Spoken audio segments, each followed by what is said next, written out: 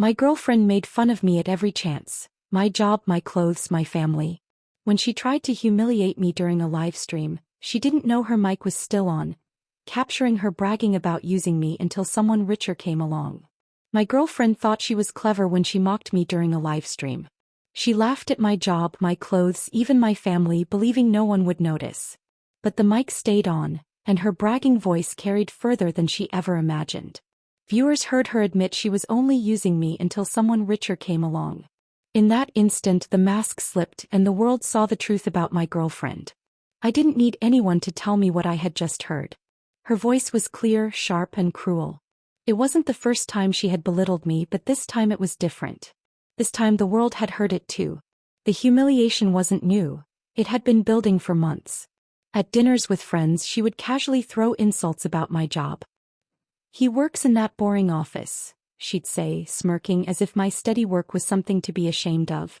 I remember one evening when I tried to share a story about a project I was proud of. She cut me off mid-sentence, rolling her eyes. "Nobody cares about spreadsheets." The room went quiet and I laughed awkwardly, pretending it didn't sting. But inside I felt small. Her attacks weren't limited to my work. She found endless amusement in mocking the way I dressed. I've always been simple. Plain shirts, comfortable shoes, nothing flashy. But to her that was another weakness to exploit. At a formal event, I wore my best suit. It wasn't expensive, but it was neat. She leaned close and whispered loud enough for others to hear, "You look like you borrowed that from a thrift store." People chuckled, thinking she was joking. I smiled tightly, but my chest burned with shame. Shopping trips became battlegrounds. I'd pick out something I liked and she'd snatch it from my hands. "This looks like something a retired man would wear," she'd scoff. I'd put it back quietly, swallowing my pride. Clothes had never defined me, but she made sure they became a weapon against me. The cruelty reached my family. My parents lived modestly, proud of their small home and simple traditions. When she visited them, she looked around with thinly veiled disdain. Later she told me, "It's cute in a poor sort of way." My heart twisted. I loved my parents deeply, but her words planted seeds of embarrassment I had never felt before. At a family dinner, she mocked the food my mother prepared. "This is so basic. Don't you ever eat anything fancy?" My mother smiled politely, but I saw the hurt in her eyes. I wanted to defend her, to shout, but instead I sat there silent. That silence haunted me long after the meal ended. What made it worse was her ability to switch masks. After tearing me down, she would suddenly turn sweet, showering me with affection when she needed something. If she wanted money for shopping, she'd call me the best boyfriend ever. If she needed a favor, she'd hold my hand and whisper, "You're the only one who understands me." Those moments confused me, made me question whether I was imagining her cruelty. I felt guilty for doubting her, guilty for resenting her, and guilty for wanting to leave. But the live stream changed everything. She was laughing, chatting with her audience, and then she turned to me. "Tell them about your boring job," she said, smirking. I tried to laugh it off, but the humiliation burned. What she didn't realize was that her mic was still on after she thought the stream had ended. I was in the kitchen when I heard her voice echo from the living room. She was bragging to a friend on the phone, unaware thousands of viewers were still listening. "I'm just using him until someone richer comes along. He's good for now, but honestly, he's nothing special." The words froze me in place. I stood there, gripping the counter, listening as she laughed. My heart raced, my hands trembled, and for a moment I couldn't breathe.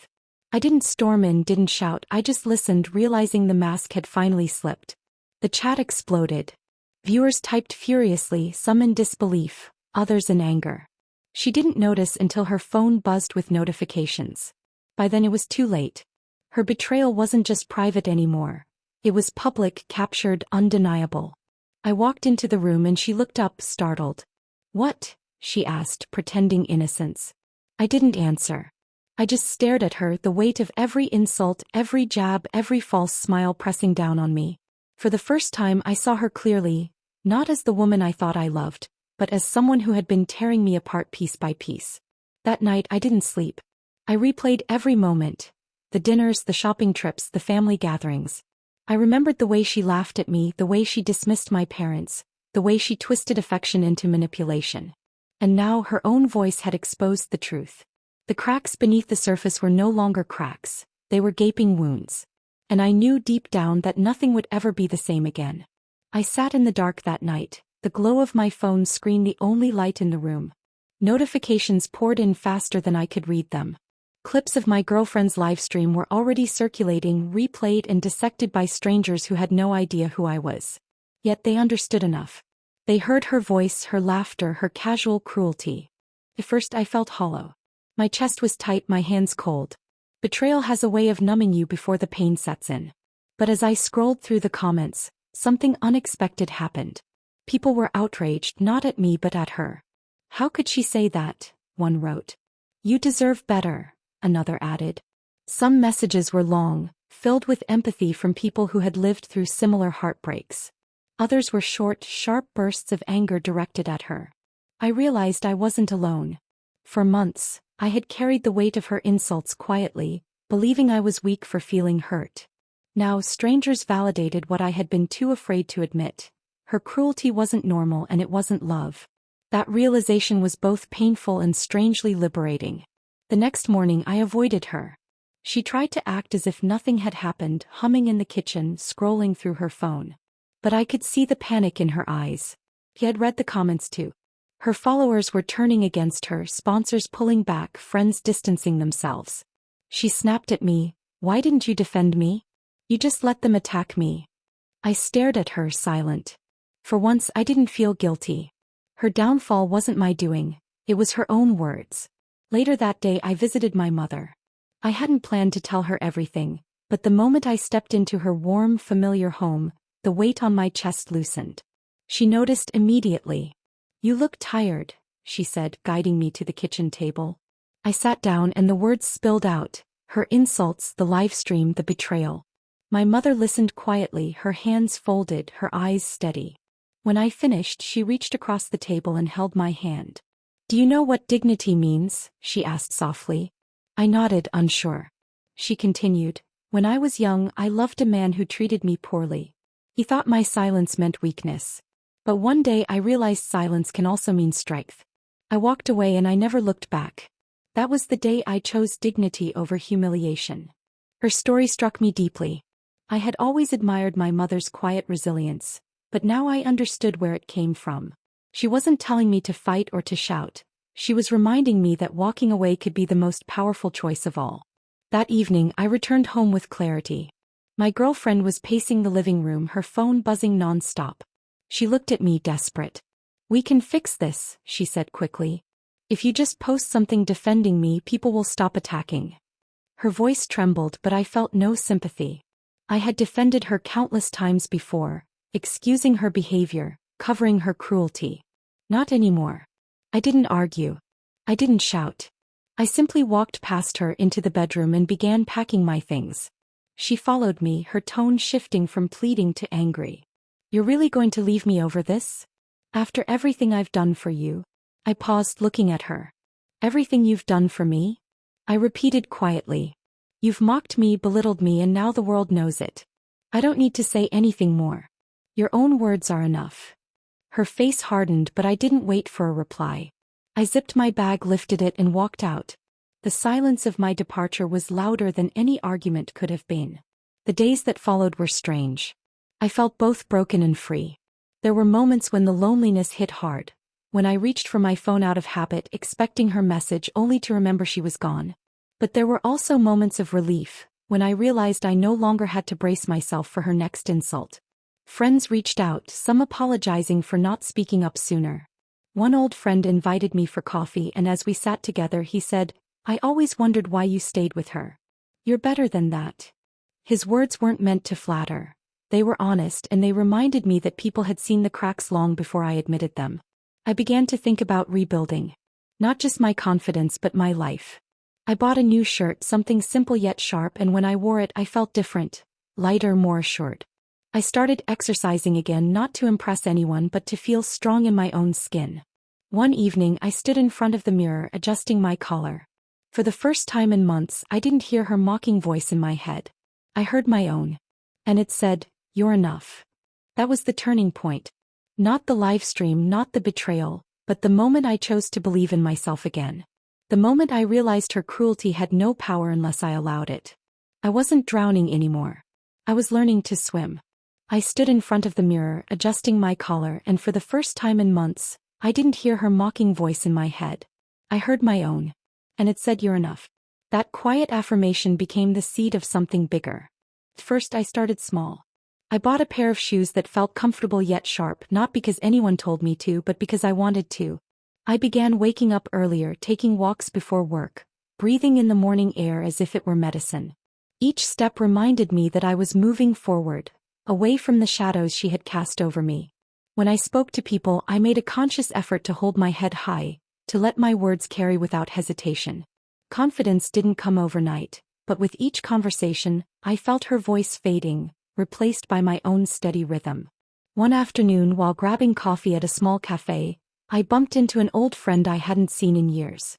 He looked surprised, then smiled warmly. "It's been too long," he said, pulling me into a seat.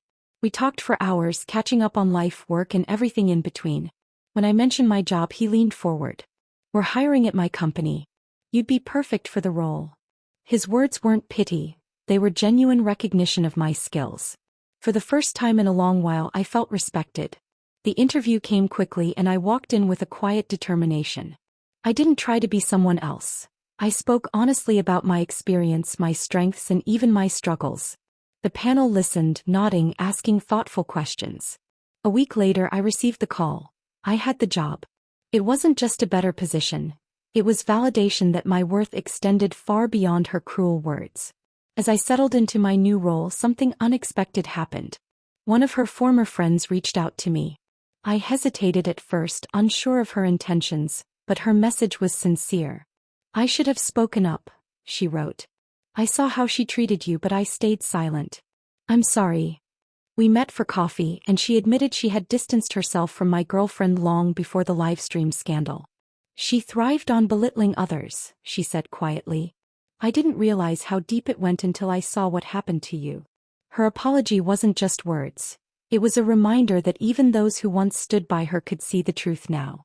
Meanwhile, the clip of her Livestream spread like wildfire. It was shared, commented on, dissected. Her followers dwindled, brands pulled away, and her reputation crumbled. I didn't need to lift a finger. Her own arrogance had destroyed her. People who once adored her now questioned everything she had ever said. I watched from a distance, not with glee but with a calm detachment. Revenge wasn't necessary. The truth had already done the work. There was a moment when she tried to reach out. A short message appeared on my phone. "We need to talk." I stared at it for a long time, then deleted it without replying. I didn't need closure from her. I had already found it within myself. My quiet victory wasn't loud or dramatic. It was in the way I carried myself each day, in the respect I earned at work, in the friendships I rebuilt. It was in the laughter I shared with my parents when I visited them, no longer weighed down by shame. My mother noticed the change immediately. "You look lighter," she said, smiling. And she was right. I had shed the burden of her cruelty. One evening, I attended a small gathering hosted by my new colleagues. As I stood among them, listening to conversations, joining in with ease, I realized something profound. I wasn't invisible anymore. I wasn't the man mocked for his clothes or his job. I was simply myself, and that was enough. The lesson wasn't about her downfall. It was about my rise. I had learned to never let anyone define my worth again. Her voice had once echoed in my head, but now it was gone, replaced by my own steady conviction.